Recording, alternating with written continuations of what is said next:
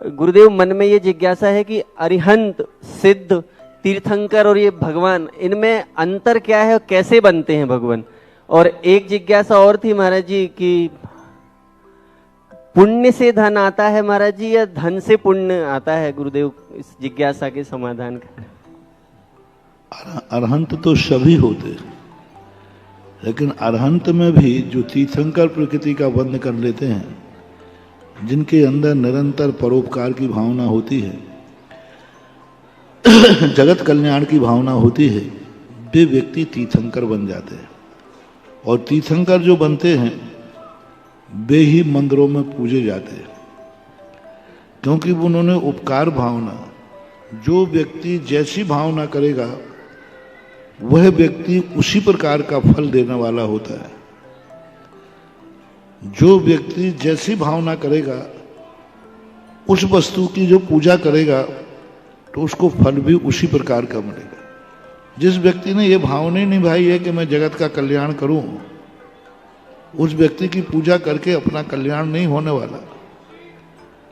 हम उस जैसे बन सकते हैं, हम भी निरीह बन सकते हैं, निर्विकल्प बन सकते हैं, लेकिन जिसने भावना भाई हो कि नहीं मैं तो जगत का कल्याण करना है, और ऐसी भावना से जो तीर्थंकर पद बना हो, अब ऐसे व्यक्ति की यदि हम पूजा करेंगे तो जरूर उससे हमें ज्यादा एनर्जी मिलेगी। इसलिए मूल नायक मंदिरों में तीर्थंकर को ही बनाया जाता है, सामान्य केवलियों को नहीं।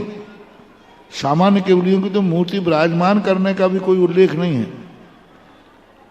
मात्र सामान्य तीर्थंकरों की मूर्तियां ही मूल नायक के रूप में विराजमान करने का परंपरा है।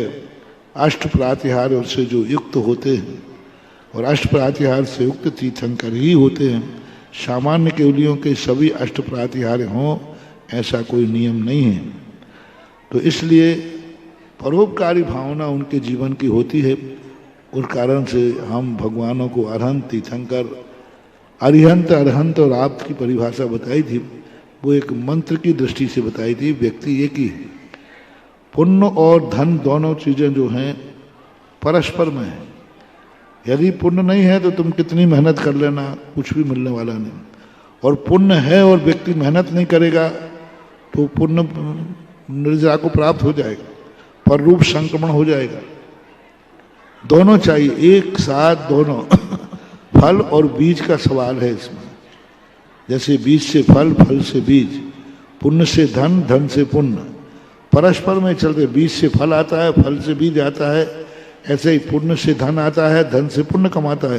जैसे आज प्रातः काल कहा था कि व्यक्ति के पास 1 लाख रुपया बचा है, अब वो इससे पुण्य कमाना चाहता है या नष्ट करना चाहता है। यदि भोग विलासता में कर दिया, नाश को प्राप्त हो गया। दान में कर दिया, उसने खेत में बीज बो दिया पुण्य के लिए। तो ऐसा एक अनेकांत है। एकांत यदि हो जाए, भाग्य से ही सब कुछ हो जाए, तो देवता फिर दरिद्र कभी नहीं बनेंगे, एक इंद्री कभी नहीं बनेंगे। और पुरुषार्थ से ही सब कुछ हो जाए तो सारे मजदूर सेठ बन जाएंगे, क्योंकि पुरुषार्थ तो वे भी कर रहे हैं। तो अतीत का किया हुआ कर्म और वर्तमान का पुरुषार्थ दोनों जब मिलते हैं तब कहीं कार्य होता है। हेतु द्वया आविष्कृत कार्य लिंगा अलंग शक्तिर भवितव्य तेयम हेतु द्वया विकृत कार्य लिंगा।